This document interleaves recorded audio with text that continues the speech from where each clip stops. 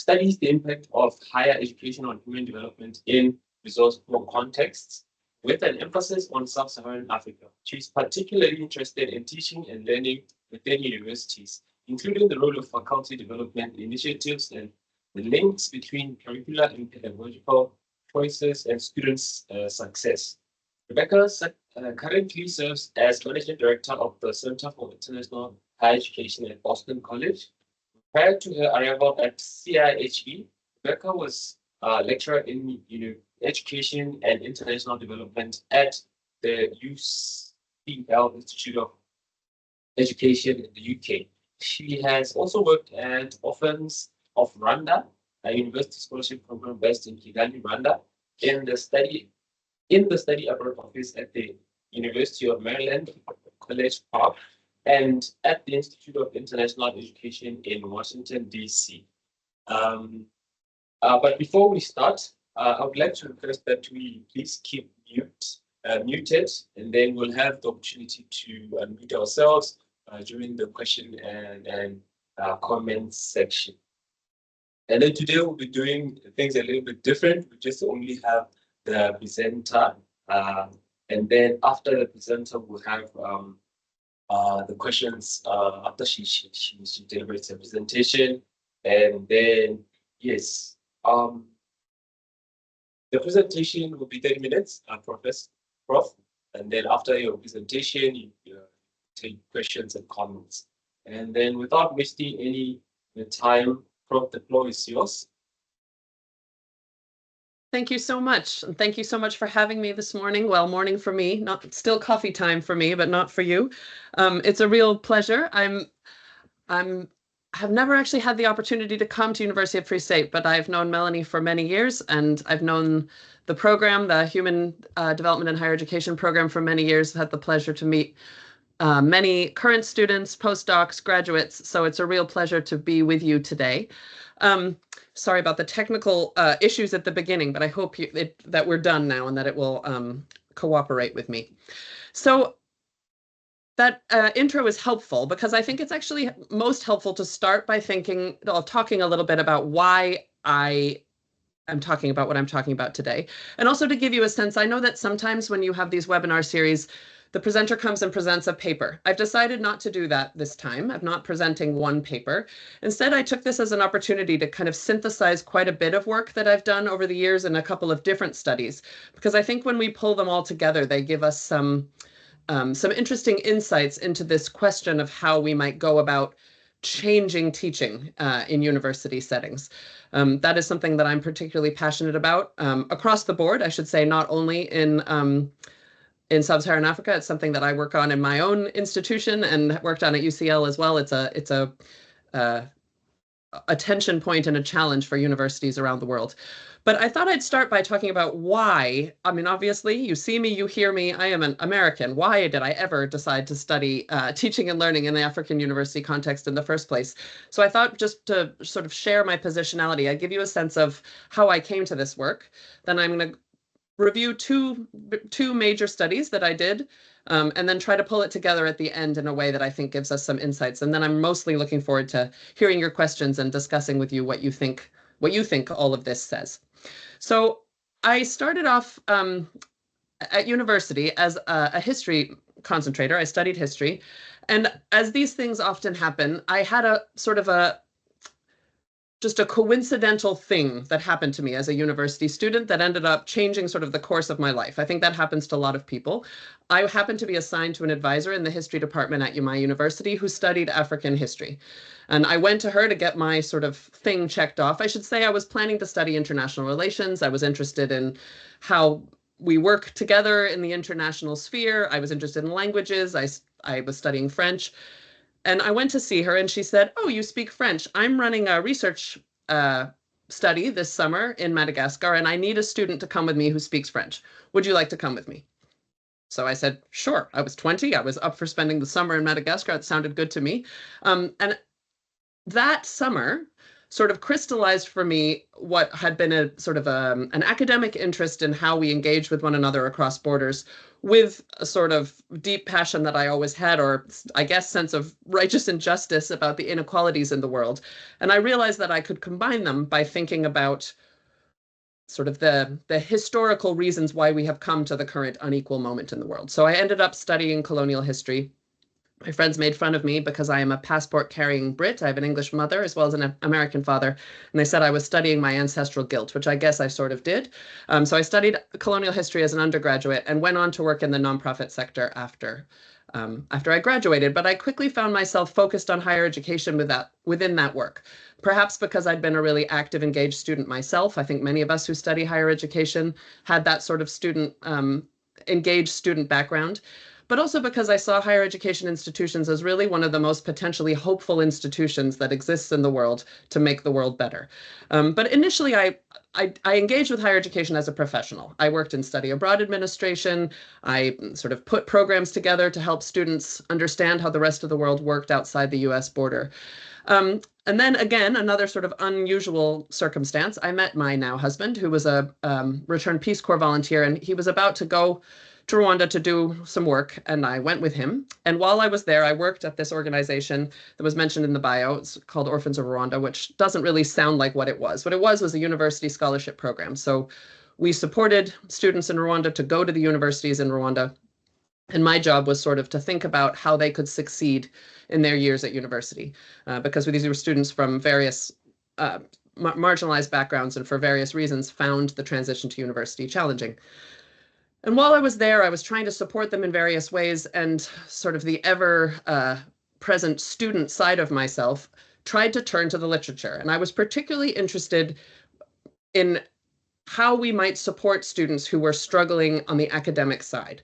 And I was just frustrated because everything I found about higher education in the African context at that time, it has changed, but at that time, it was all about structures. It was about finances. It was about infrastructure. There was really nothing about the teaching and learning side of things and how we might academically support students. Really, everything that I could find that had been published was about teaching and learning in the US, teaching and learning in the UK. And there was an assumption that that would translate, but I wasn't sure if it really would. And all of that led me to eventually decide, okay, well, somebody has to do this research. Maybe I will. So I went on to do my doctorate focused on that. So this part, I don't think, I think many of you around the table also share my interest in this. So I probably don't have to spend too much time, but it just seemed missing pedagogy was missing such an important piece. We know that higher education is expanding all over the world. We know that governments, international organizations all agree that higher education is important. We know that there is limited access in parts of the world and very unequal, but not just access to getting to university, but that once students get to university, it is unequal who is able to access knowledge that makes sense to them, who is able to succeed and persist. And that is a pedagogy issue as well as financial, of course, but the pedagogy piece is there. We also could see at this time, I was doing my PhD in about 15 years ago, and at that time there was a big discussion about how lots of graduates were leaving university without the requisite skills, that we have this skills gap in our graduates, which is also obviously a pedagogy issue. And I knew that there were efforts to enhance teaching and learning in higher education all over the world. But I also, as I said, knew that this was resting on a very limited evidence base. I knew that almost all the work at that point that looked at pedagogical practice had taken place in Western university contexts. And given that teaching and learning are cultural processes, it seemed that maybe we were missing a trick here, that maybe there was insights that could be gained from thinking about this specifically in other parts of the world.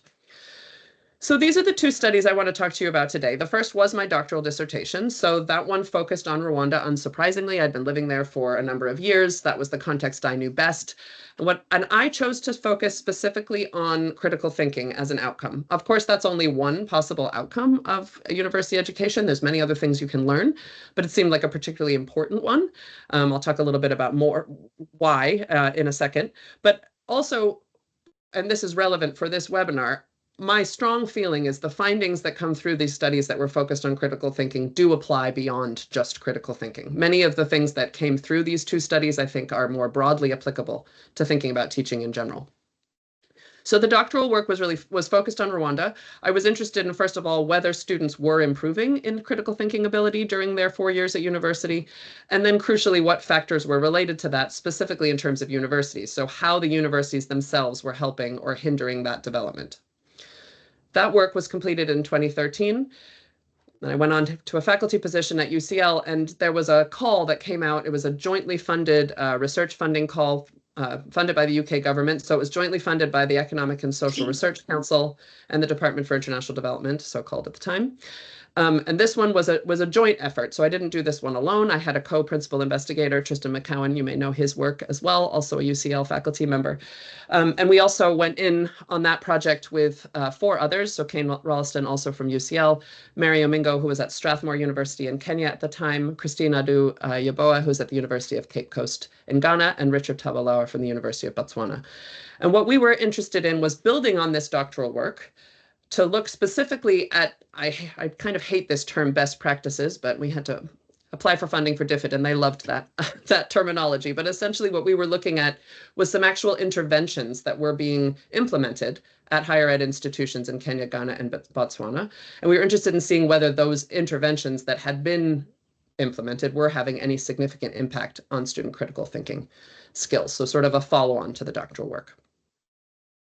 So why critical thinking? I will breeze over this quickly, but essentially it seemed like an important thing to look at. I mean, it's long been articulated as a crucial outcome of university education in Europe, in the US, et cetera, but it also really, it features in higher education policies around the world today. It's not surprising. We know that we have changing labor conditions, given the rapid pace of technological change, the demands of the knowledge economy. And we know that we have access to increasing quantities of information. And as students are bombarded with more and more information, the ability to parse and synthesize and decide what is valid and what is not just seems like it's ever more important as this landscape evolves. We know from evidence, again, this is the evidence coming from mostly from Western university context, but we know that critical thinking can be improved as a result of university education. We also know it can't be assumed, so that there are things that happen at university that can help this and other things that can hinder it. And as I mentioned before already, we also know the evidence is context limited, at least it was at the time. So what I wanted to look at was, first of all, how this works in Rwanda, and then eventually in the other 3 contexts as well. So both studies were mixed method studies. So they paired a quantitative assessment of student critical thinking ability, essentially a test of critical thinking. I'm happy to talk a little bit more about what test we used. We used the same test in the 2. So it's based on what's called a performance task-based assessment of critical thinking. It was developed in the US, called the Collegiate Learning Assessment, but this is important. We adapted it to be contextually relevant. So I did that in my doctorate, but we also did that in the larger study. And then we followed up that assessment of ability, essentially, with qualitative case studies to get a sense of what's going on in the teaching.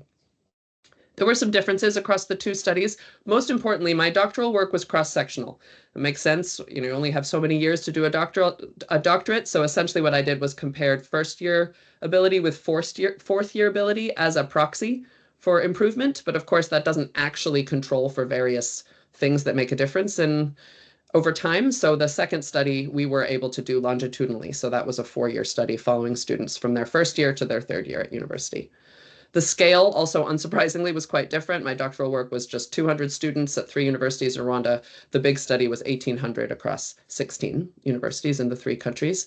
And that second project did specifically focus on interventions. So we started by going to the countries and asking, who was doing something interesting in teaching, essentially, and looked at the success of those, whereas the first one did not assume any sort of intervention. It was just descriptive in that sense.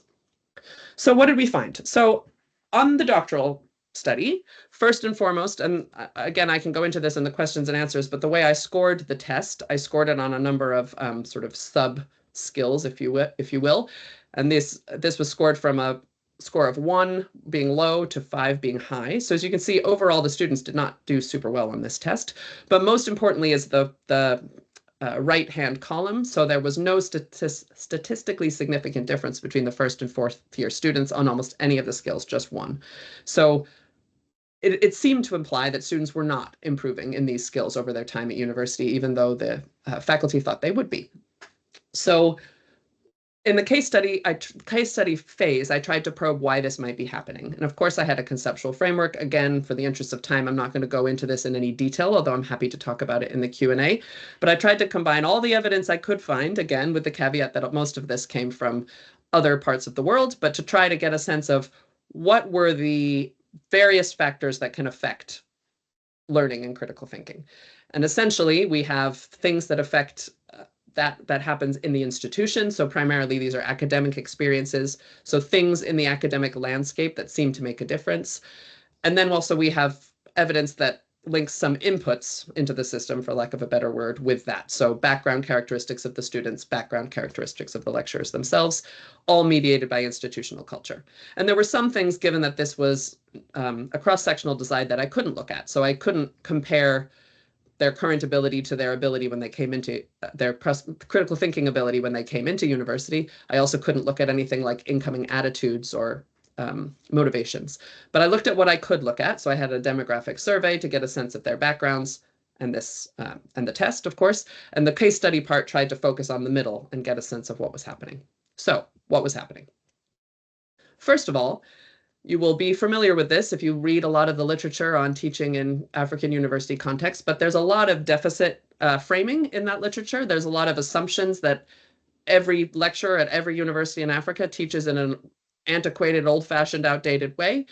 That is not the case in Rwanda, even at the time. So this was 2011. This was a long time ago at this point, but already all three of the public universities had new teaching and learning policies that included required elements that you would think might make a difference when it comes to critical thinking. So students were required to do group projects. There were open-ended assessment formats, not just multiple choice. They were what you might call enriching experiences, which means things like service learning opportunities, internships, other sort of more work-based experiences.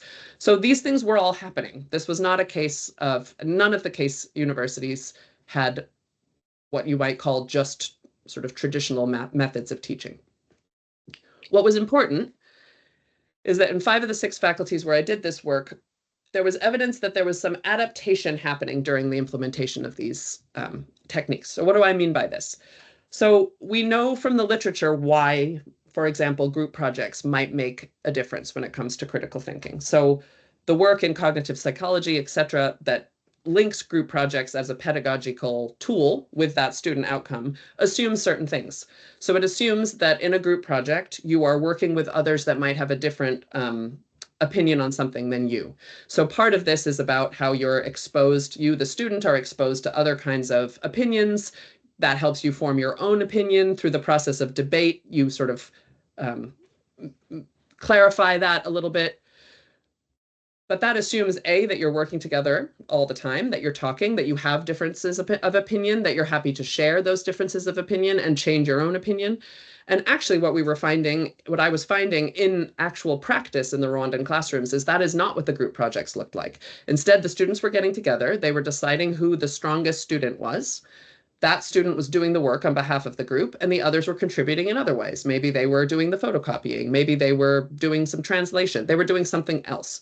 So when a group works in that way, it is unlikely to lead to improvement in critical thinking. Another good example for this would be open-ended assessment formats. So the assumption there is that helps you with your critical thinking because it's pushing you to maybe think about information in a new way.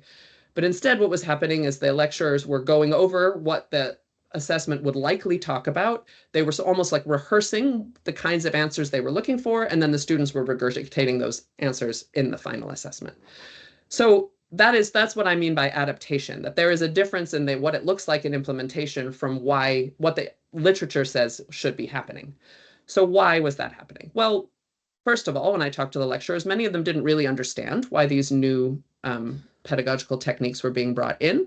They themselves had not experienced any other sort of teaching, so they were doing their best, and they were sort of adapting what they were being told to their pre-existing schema of how you go about teaching. So there was sort of a disconnect between their own orientation and understanding of what teaching is about and what they were being asked to do. Also, there was very little training or support for them. The assumption was that they could just do it if they were asked to.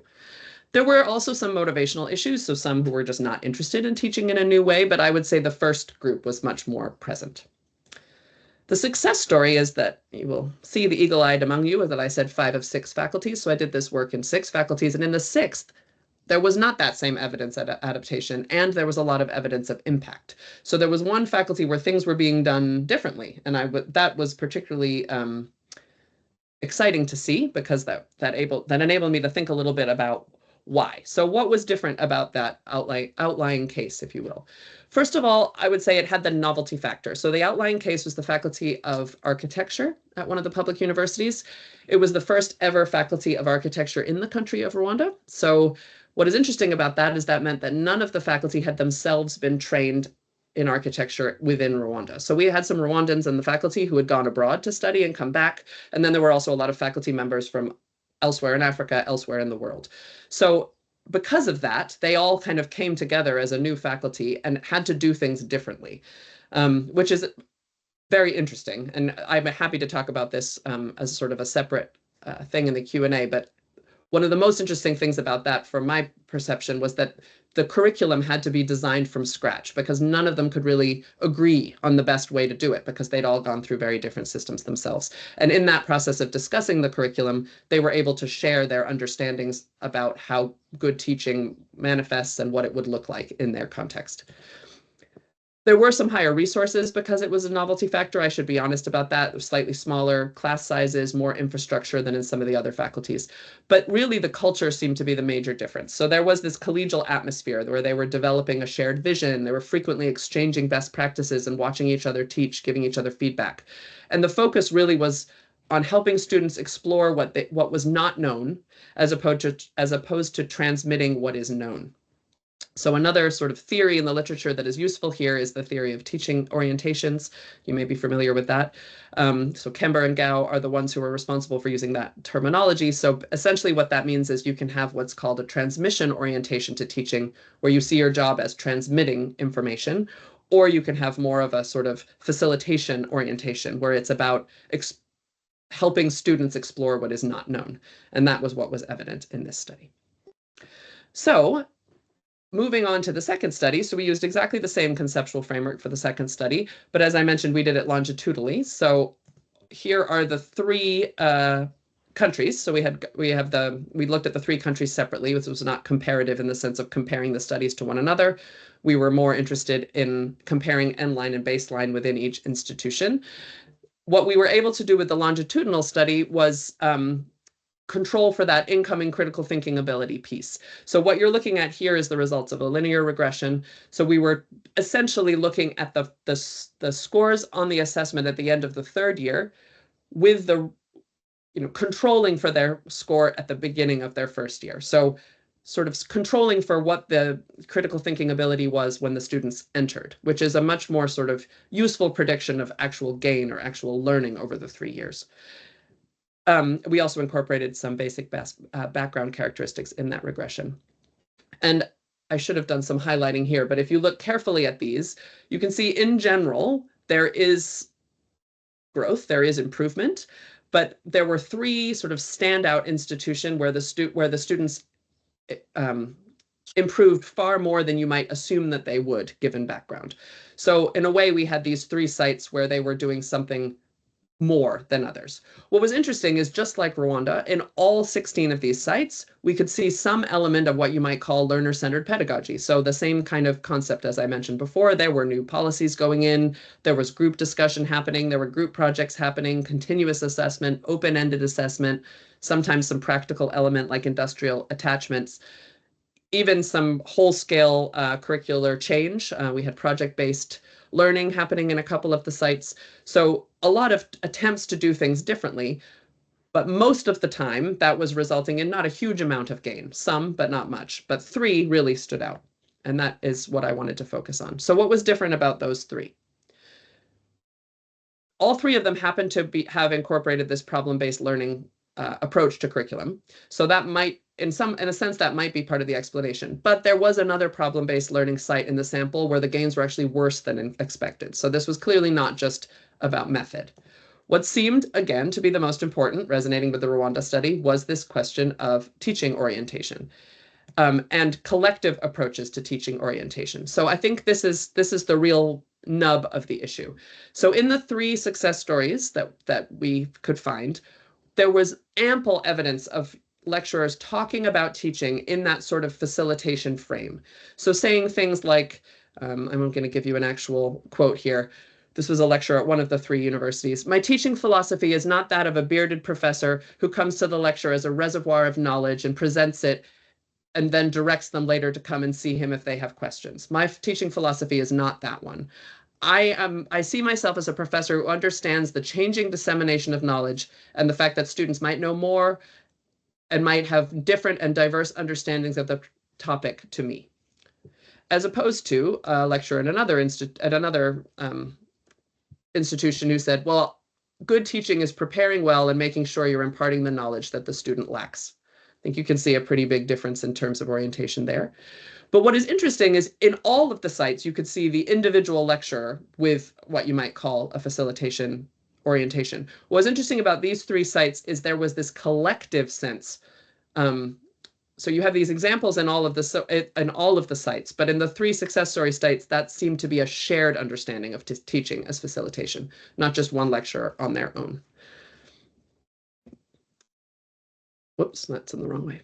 So what seems to make a difference? How were these 3 institutions getting to that point? So in all of them, you could see they had explicit teaching and assessment philosophies that was visible and discussed. So not just a teaching and learning policy that you need to include these kinds of technical things, but also a philosophy. So an understanding essentially of how things are done here, how we teach here, how we assess here. That was clear, it was visible, it was actually on the wall at one of the institutions, it was discussed, and all of the staff and students understood it. There were clear orientations going on for students, but also for new faculty to sort of orient them and inculcate them into that way of understanding and doing things. They all also had a cohesive curriculum where there was real thought given to scaffolding student learning over time, and also thinking about critical thinking as something that was infused throughout the curriculum. That also seemed to make a difference. They all had regulations around assessment that allowed for some diversity of format and for some flexibility, which was an important structural piece. But most importantly, I think, was this acknowledgement of sort of that orientation piece. So all of them, when you talk to sort of the leaders about how they got to the point that they got to, they talked actively about the things that underpin what drives our pedagogical choices. Because all of us, when in a classroom, when we teach, we rest on how we were taught, we rest on our own experiences with education, we rest on what we think teaching is about, and a lot of that is philosophical and not technical. And if we don't acknowledge that, then it's very unlikely that there will be change, right? If we don't acknowledge that, we do that adaptation process that I was seeing in Rwanda, and that also we could see in the sort of non-success stories in the second study, for lack of a better term.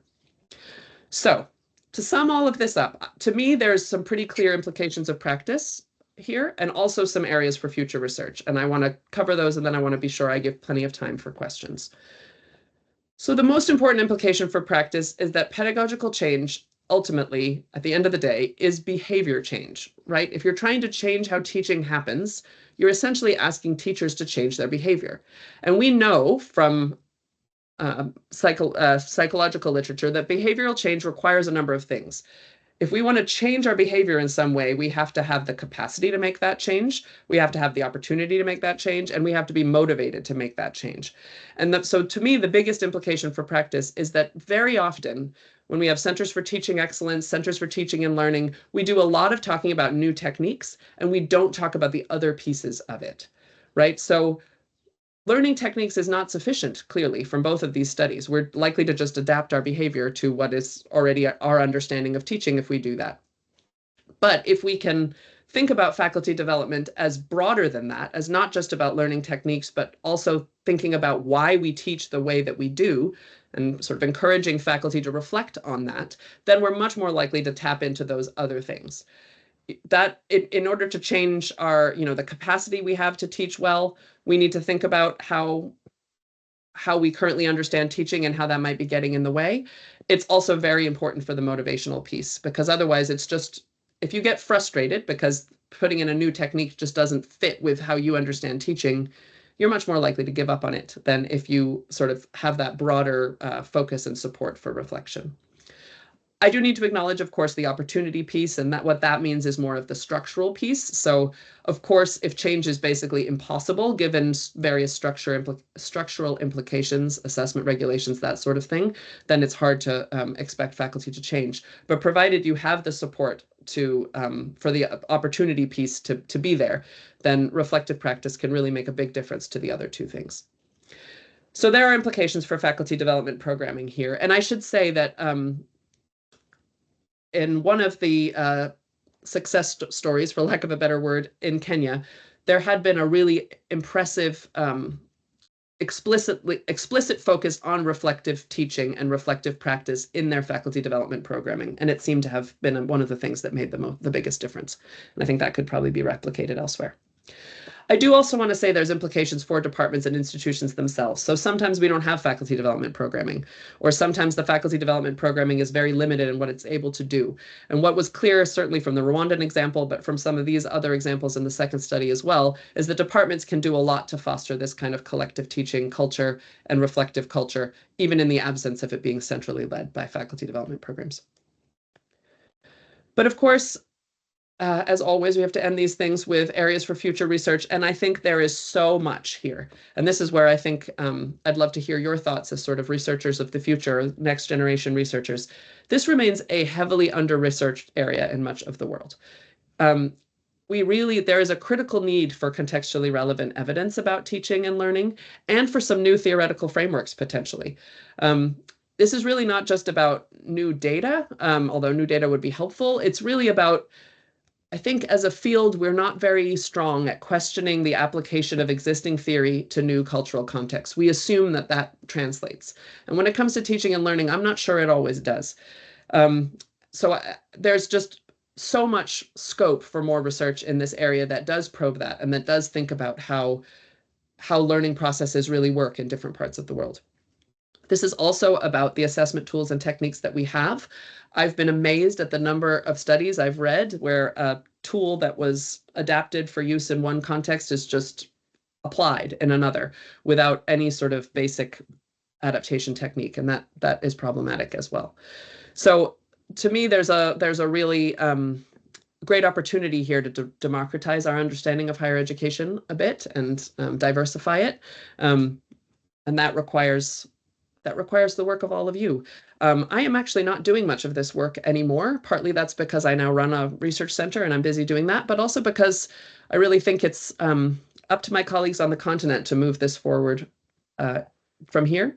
I'm really passionate about mentoring the next generation and for bringing people together who are interested in these kinds of themes from different parts of the world. And if that is something that is interesting to you, I'd be interested to hear that. So I will leave it at that. I do have, and I will share, these are all the papers that basically informed what I just talked to you about, and I'm happy to share those with you. Many of them are open access, so I'll send them to the organizers after the webinar. But for now, I'm gonna, I think, stop sharing so I can actually see you all. There we go, and I will end there for questions. Thank you so much.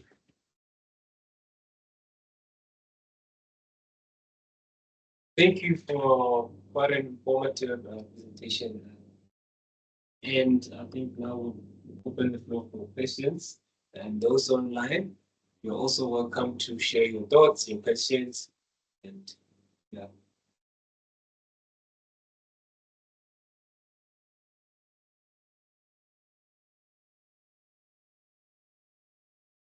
Okay, we have a question, comments, Suzuka. All right, no, thank you. Thank you so much, Prof, for the wonderful presentation. Interesting work. I wanted to find out when you mentioned the things that seem to make a difference. Here at UFS, I think they're clear in the graduate attributes. They call them graduate attributes. They are very clear that critical thinking is one of them. So I wanted to find out from you if you think it makes a difference if an institution is clear about critical thinking, and if at all that makes a difference in the students actually eventually gaining this critical thinking. And also in the universities that you did your research, if at all, you know, they had these graduate attributes, and if at all critical thinking was explicitly mentioned as a requirement as students graduate? Yeah, that's a great question. And I should have said yes, absolutely. They all were, all of the institutions. So all 3 in Rwanda and all 16 in the other study. That was part of why we included them. And also part of why we felt sort of validated in looking at them, that this wasn't just some sort of the world according to Rebecca, that critical thinking is important, but that the institutions themselves were talking about this as an important attribute that they said that they were improving. I think what is maybe less encouraging about the data is clearly just saying it's important is not enough, right? So all of them had that in their sort of teaching and learning policies, but also more broadly that was an espoused value of education at the institutions involved. And that was something that and all of the lecturers said, yes, of course, this is something that we support, something that we do. This is something that our students can do when they graduate. And the quantitative results did not necessarily support that, right? In many of the institutions, the students were not any better at those skills that upon graduation as they were when they entered. So clearly it's something that I guess it helps, necessary but not sufficient. It helps to name it, but that there needs to be support to ensure that it's actually happening.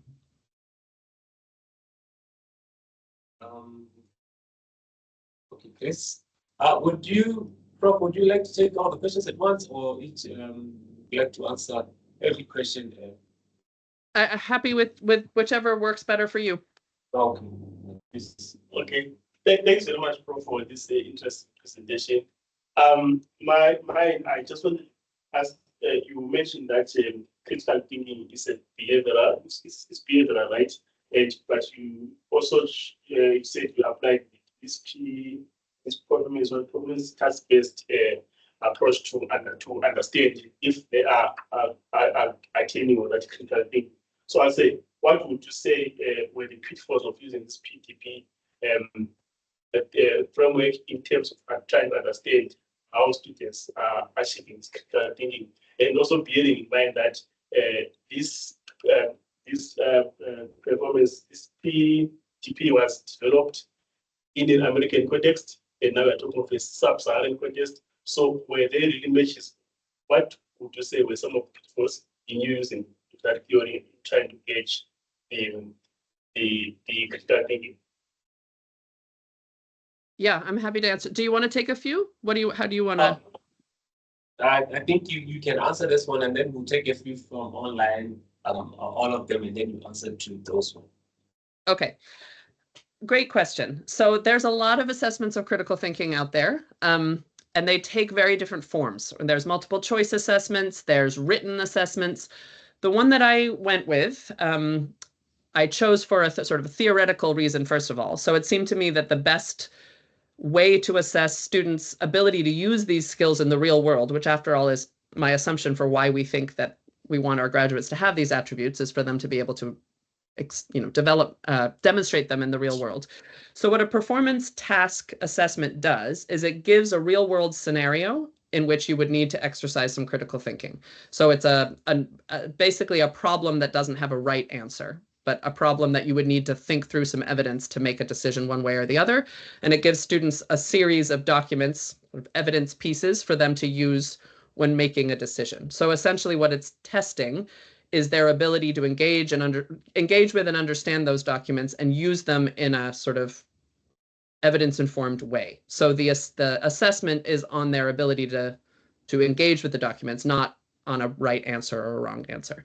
So that's, first of all, that seemed to me like a very strong way of assessing critical thinking in general, but also one that would have, cross-cultural relevance, because that idea of being in a real world situation and having to make a decision based on evidence, you can find that kind of concept anywhere in the world. But I did really want to be sure that it worked. So I did go through a whole complicated process of cross-cultural adaptation of that tool. So clearly changing what the actual context was, changing names, that sort of thing, but also changing the types of evidence. So then I actually have one of the papers that I'll send was on the methodological piece of that adaptation. So how did I go about adapting it? And we did something similar then for the 3 countries in the second study. So it looks, in terms of the structure of the assessment, it's very similar, but it felt sort of localized and relevant and familiar to the students in the 4 contexts. Okay. We have hands online. So I think there's 5 hands. So then I think we will take 5. I mean 3. The first I think was Melanie, and then I don't know who DM is, and then Lauren, and then after you respond, we will take the other 2. Thanks very much, Rebecca. That was super interesting and sort of strongly grounded in your own research, which is great. As you were speaking, and I think broadly, this is probably more of a comment. I think broadly, the area is under-researched at a continental level or sub-Saharan African level, but I think 2 other things are also at play. I think there's a significant amount of work that has gone on over the years in South Africa, sort of going back to the late 80s, the 90s, the 2000s, and so on. I think the challenge is you've got these strands of research happening in parallel ways. So you've got a strand of research coming out of broadly, centers for teaching and learning, formally academic development centers and so on, which also have a strong I suppose, practice brief and improvement brief, because you didn't speak much about the external drivers in terms of what it is that universities are being asked to do and what's possible for them to do and what do they do when there's huge pressure to pass students and really very, very large classes. So I think you've got these different strands, and in some ways, reflecting back as somebody who was involved in the sort of academic development work in the 90s at the University of the Western Cape, in some ways, as that work gradually became, I suppose, for lack of a better word, more and more theoretical, it became less focused on what was actually happening on the ground. So I think there's a real tension between some very sophisticated theoretical frameworks which were developed, especially drawing on Bernstein's work and Archer's work, and then perhaps less case studies and engagement with what was happening on the ground. So I think that's one of the things that has happened. But also there's this, as I said, there's a lot of work. There's DHED puts loads of funding into teaching and learning projects and so on. But somehow nobody's synthesizing it. Nobody's looking across the piece at all of these studies, except Sue, who said it's been a complete waste of whatever it was, 9 billion or 9 million rand, whatever it was. But so there's not enough of looking across at what's been done, what's been learned, and so on. So there's lots of bits and bobs of work going on all over the place, but not enough of bringing it together. And I mean, your frameworks might be quite useful in that respect if somebody were actually sort of set out to do it. And I do have to mention resources, because I'm guessing that the Ghanaian university was probably a SARChi-HEHD, which is a very popular place for people to go to research. Maybe it wasn't. But if it was, it's got all those attributes that you mentioned. It's got such a strong higher education philosophy driving the university, a strong liberal arts education brought to bear on commercial, also engaging with business, social entrepreneurship, and so on. It's got small numbers and so on. So the issue then is, how do you scale that up and how can you translate it? But I think I was most interested in your comment about the lecturer collectives, because we think a lot about the student collectives and we don't think enough about the lecturer collectives. And I suppose the final thing is a question: what about the role of values? So you talk about behavior change, but how would you locate values in relation to behavior change? But thanks very much. That was super interesting. Thanks, Melanie. I'll wait for the other 2. Yeah. Okay. Okay, David. No, thank you very much. Thanks, Rebecca. Lovely to see you. Thank you, everyone. No, I too sort of started my academic career in academic development, and your paper resonated in lots of ways with the issues of, yes, it's very hard to do really good, strong research. Some of it's about the subtle changes in cultures that are possible. I mean, the question for me that the research raises, particularly the institutional one, is, so looking at the 2022 paper, it looks like of the 7 institutions, 4 were private. And And so there's something quite interesting to reflect on as to whether these are really unusual African institutions because of their resources, because of their staffing commitment to sort of professional development. And even where there is resources, doesn't always translate as you said, and obviously staff student ratios make a difference. But I guess probably the counterfactual question for me is, how hard is it for many state universities in Africa, not South Africa I'm talking about, but really, where you have very large student populations and large class sizes, to actually implement sort of pedagogies that are creative and collaborative and transformative, where also there isn't the staffing support for this sort of thing. Actually it's hard enough to pay the faculty, let alone to sort of support a resource teaching learning center and give grants out to get people to do stuff. I mean, all of all the infrastructure that's necessary for some of the things you describe is really hard in many African contexts. But that's just a thought. Okay, thank you, David. And then Lauren?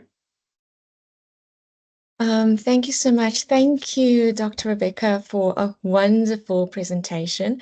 So just one quick comment from my side, and then one question, which is not a very deep one. It's just something I'm interested in based on what you said earlier.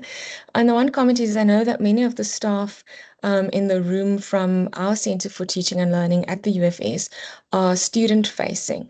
So a lot of the work that we do is around student success, and some of us are involved in some of our staff-facing initiatives, but a lot of that focuses on curriculum design, assessment, etc. So it was quite interesting to learn about teaching orientations. We have the teaching philosophy, and we do workshops on that as part of a portfolio of evidence, as one of the pillars that our lecturers need in terms of their job profiles. But that was just interesting to notice teaching orientation. So I'll definitely go and have a look through the notes that you shared there. Thank you. And then a quick question. You mentioned at the beginning that you didn't like the term best practices. So I'm just interested to know why. Thank you. I'll start there because that's a nice, easy one. I don't like it because there's lots of bests. It depends on the context.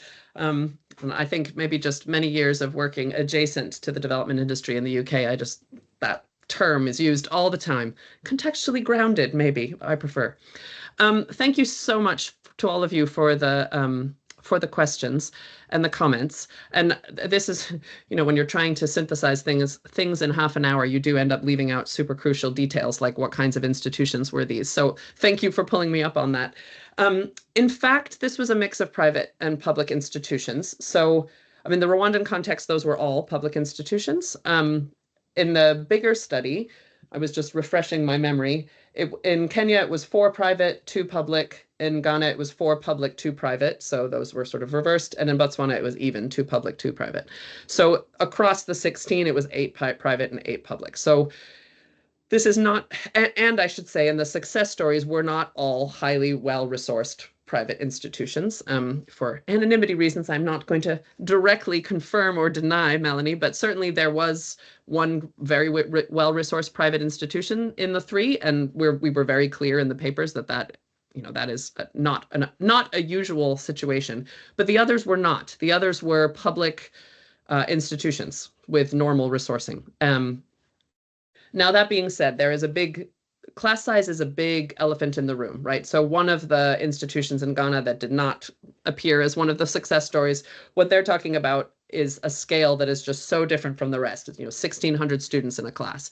None of the other institutions were like that. They were much more sort of your typical public institution, so more like 200 students in a class. Still very difficult to engage with some of the techniques that get talked about as being important for critical thinking, but not the just off the scale enormous class sizes that some institutions have to deal with, which that is really, when you're talking about that scale, that is a whole different kettle of fish when it comes to supporting faculty.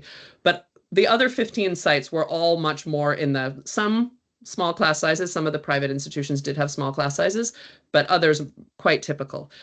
And I think in a way, actually, so to answer your question, David, these were not unusual institutions. We had 1 or 2 that were unusual, but most of them were fairly typical, with fairly typical amounts of support.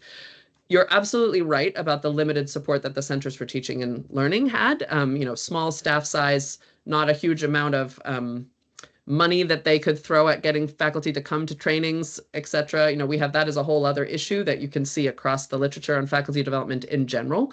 You know, how do you get faculty to come in? How do you get them to be interested if they're not interested naturally? You know, you have the ones that tend to be interested naturally who will come, and the ones who are not so interested naturally tend not to come unless you require them to come, and then they come under duress, which is maybe not the best way to tackle it. So that is a whole other issue that, I mean, the whole world has to deal with when it comes to improving teaching. But what we were particularly looking at were those that wanted to improve, that wanted to engage, and still were highly motivated, but still were not able to affect the change they wanted to affect because of this clash with pre-existing understandings of teaching. And they were the ones we were the most interested in focusing on, because that's sort of like a ripe set of champions that wanted to do something, and with, you know, different sort of support might have been able to. So this reflective teaching program that was done at this public university in Kenya, it's quite interesting to see the reaction to it, because I think particularly when you think about the large class size issue, that's almost more validation as to why reflective practice is a useful thing to think about. Because, you know, there is literature from other parts of the world on how you can engage students in a large lecture, how you can get them to sort of think dialogically, even if they're not able to have big conversations because there's so many. You know, how can you turn to a pair, you know, turn to a peer and feed it back, and how there's ways you can teach large classes that improve critical thinking, but they all require a different sort of understanding what teaching is about. So it all comes back to that sort of reflective aspect of it.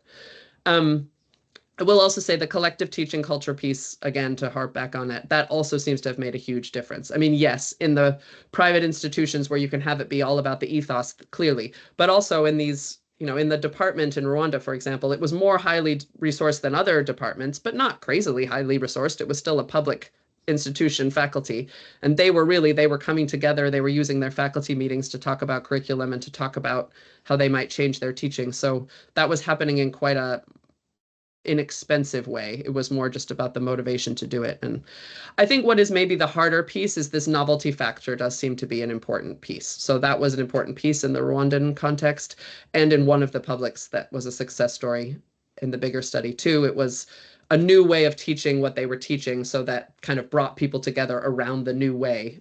That is maybe a little harder to replicate if it's just business as usual, but I don't know. I'm ever an optimist. I think it's probably possible. Have I answered everything? Okay, thank you for those responses, and we'll take economy and then Samuel. All right, no, thank you very much for that impactful presentation. As you spoke about critical thinking, I thought back in the years, there was one of the managers in communication who were distinguishing between university students and college students. And he alluded to the fact that students at colleges do not have what one would call critical thinking. They are very slow as compared to ones who are coming from universities. So I'm not quite sure if maybe that is the different teaching within these two institutions. But also what I'm thinking as I'm hearing you responding and also presenting, that maybe the challenges of embedding this critical thinking in higher education might not really lie on policy design or implementation gaps, but it might be something deeper in terms of the contradiction between critical thinking as a democratic educational ideals, like your they're aimed at empowerment, reflection, and transformation in higher education, and also the current political, economic, and institutional realities that higher education are finding themselves into issues of efficiency, marketability, and control. In that case, how can universities, either in South Africa, Africa, or globally, try to restructure themselves? Is it an issue of reforms, or it's just the tick box of some sort? Because the policies are good and fine in some institutions, or perhaps even in South Africa. But is it an issue now to say, okay, even the implementation is not well done, or maybe the implementation is done, but it's now on student capabilities that maybe they're not capturing what is being taught as critical thinking and also its application from a student lived experience perspective? Thank you. Thank you for that. To take the last question.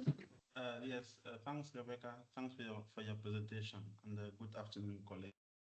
I have maybe 3 one-sentence questions. Simon? Yes? We cannot hear you quite well. Oh, sorry. Okay. I was saying that I have 3 thanks to Rebecca first for her presentation. That I've got 3 short questions I would like just to get her comments on. The first one, I think Melanie made reference to it.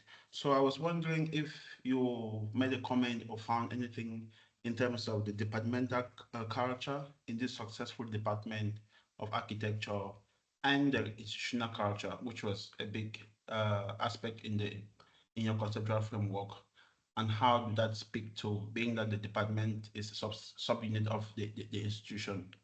And again, linked to that, what maybe was the fact that the Department of Architecture is a smaller department and maybe better resource compared to the other departments. The second point is to find out if there was any unanimous understanding of the concept of critical thinking across the institutions and the departments.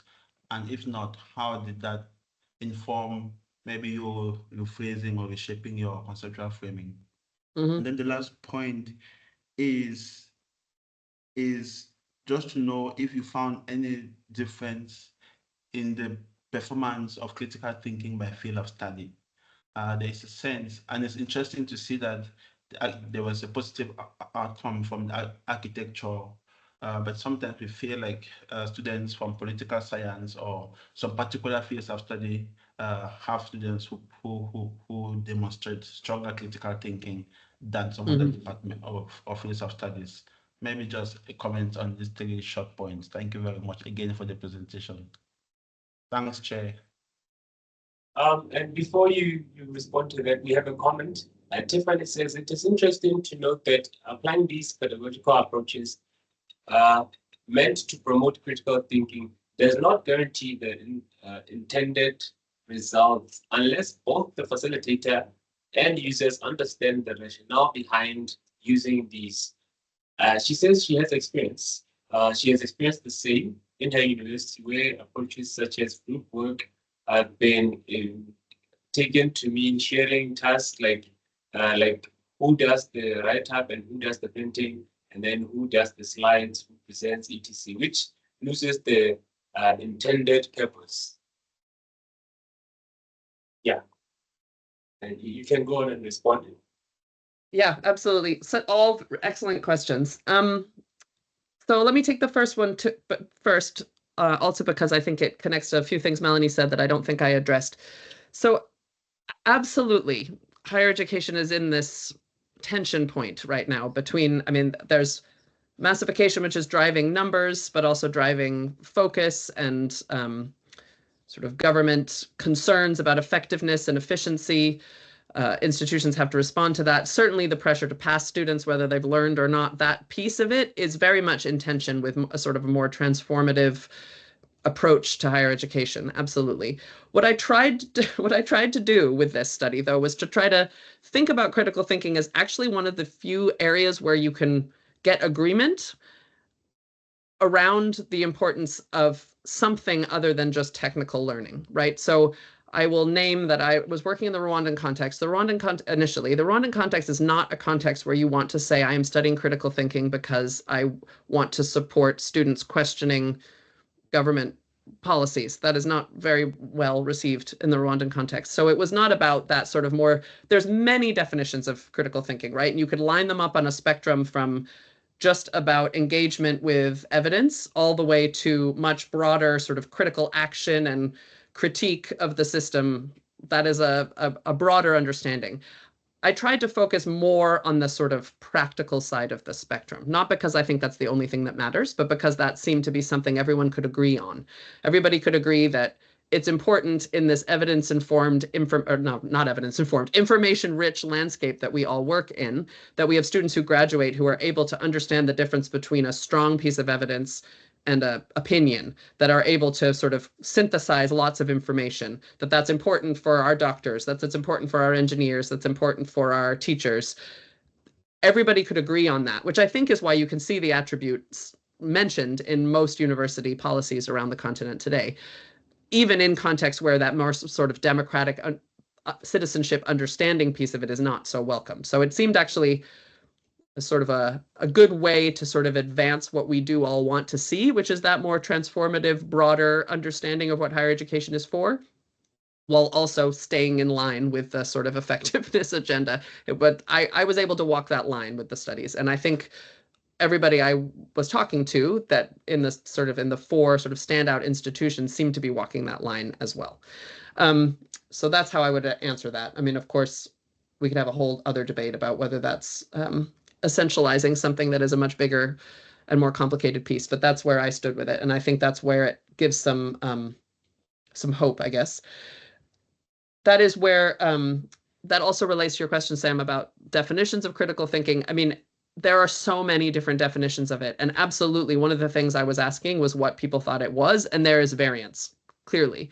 There was less variance, unsurprisingly, in the departments that I highlighted as success stories. So again, what you asked about, this culture piece seems to be hugely important. The culture of a department, the way you think about what you're trying to do as a collective seems to make a big difference, and seems to particularly be important in terms of counteracting motivational issues or counteracting differences in terms of background of faculty. Can also make a big difference in I haven't even talked about this. It seems to make a difference in terms of student resistance, because sometimes students don't really want to be asked to learn in a new way. It's harder, it takes more effort. And if all the classes are asking the same things, that is easier for the lecturer. So we had lecturers in institutions where there wasn't so much collective understanding, and they would say, I teach classes in this way and everyone hates my classes because I'm so different from everybody else. Whereas if it's a collective norm, that seems to be helpful. So this departmental culture piece is hugely important. And I think that is another, going back to David's point about under-resourced centers for teaching excellence, that's also, or teaching and learning, that is also helpful for them, right? Because this can be done at the department level, even if you have a less resourced central office. Just to respond on the field of study point, that's just another point I wasn't able to cover, but yes, we were thinking about that. So interestingly, at the full sample size, there was no difference. There was no sort of clear correlation between field of study and outcome that was systematic. And the four sort of standouts were not all in the same field of study. So I think there is a sense that this is a field of study issue. The literature doesn't really support that. It seems to be more about the way that teaching is happening in whatever topic that is being studied. I think I've covered everything. Oh, the one other thing I realized I had not acknowledged in Melanie's comment is, of course, when I say that teaching and learning is under-researched, South Africa is the standout here, right? We have a lot of literature on teaching and learning in the South African context, much less in the rest of the continent. Thank you for those responses. We have any questions? I'll keep it quick because I think the time is up, but I really thank you. I mean, it's been so interesting. And I think I have to ask whether you think there's any hope for teaching critical thinking in a world of AI, and when that's the first place that students are now turning. Yeah, there's an elephant in the room question. I would come back and say it's maybe more important than ever that they understand what this can do and not do for them. I mean, I think it just, yes, I have hope, but I do think it adds more. It adds more pressure on this. And I think to me, the biggest challenge facing all of this is the time that faculty has to do anything, never mind think about improving their teaching, never mind think about improving their teaching in a way that sort of engages with deep understandings of how they teach and why they teach the way that they teach. That does take some time, and time is something that none of us really have. So that's the piece that I think is the biggest challenge. But I don't know. I think that the fact that these institutions have been able to do what they've been able to do under the constraints that they are under, I think deserves being celebrated. And what we were trying to do with that second study was do some of that celebrating to counteract this sort of doom and gloom narrative that sometimes happens, that there's nothing we can do. I think there clearly is something we can do. We just need to focus on the right things. I'll end with that hopeful message. Any other question? Fine.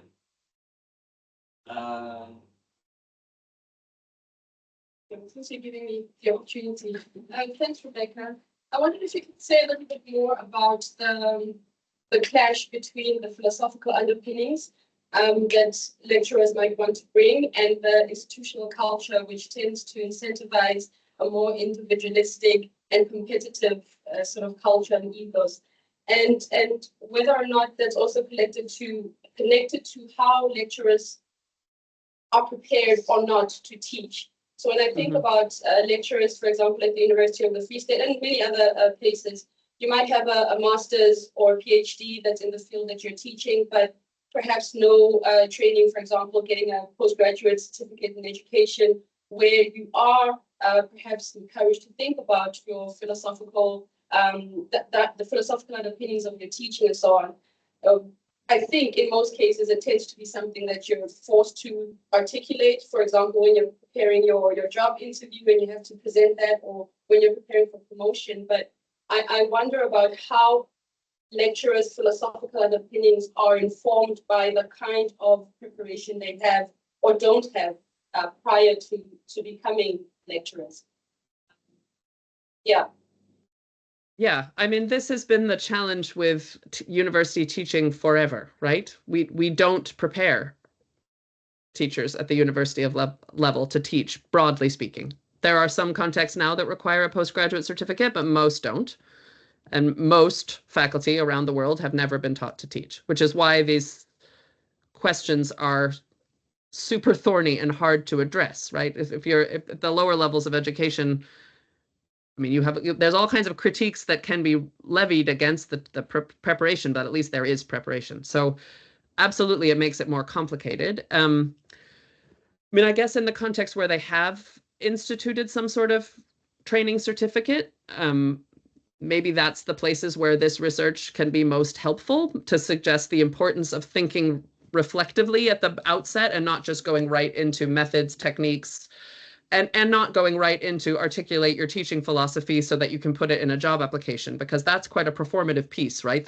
I'm telling a future employer who I am so that they will hire me is not the same as let me think deeply about why I approach teaching the way that I approach it. I mean, in order to really think about that, it has to be not a high stakes context. It needs to be a safe space, for lack of a better word, to actually explore that and think about how that interacts with the approach that you take in the classroom.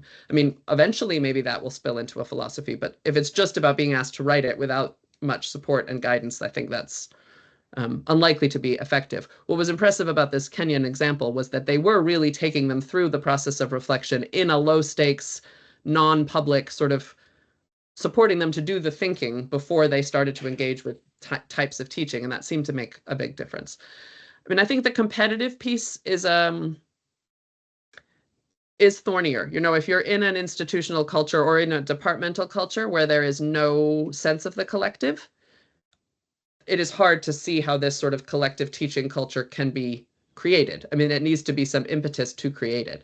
Now, that being said, and I don't have this data from any of the African contexts I just talked about, but from my own experience working at UCL, which definitely is a more sort of traditional individual faculty worrying about their own individual careers piece, on the undergraduate program I worked with there, we were able to sort of introduce some of this, that even if we're individually focused on our research career, we have a collective responsibility to the undergraduates, and we need to think about how our teaching connects. And we made some steps towards articulating a philosophy for the program. So I definitely think it's possible in a competitive environment, but it requires leadership, and that leadership doesn't necessarily have to be, you know, from the university central level or even necessarily the head of department, but there needs to be somebody in a department that's sort of, or somebodies that are encouraging those conversations. They're unlikely to just organically happen on their own, I would say. Okay, thank you. Thank you, Professor Rebecca, for the wonderful presentation. And thank you for the engagement, everyone, online. I think this marks the end of our webinar today. And yeah, thank you. It was such a pleasure to be here. I'll send the I'll send the papers if you're interested in looking at them. Thank you very much. Thank you so much, Bye-bye. everybody. Thank you. Bye-bye. Thanks for having me. Thank you for joining us.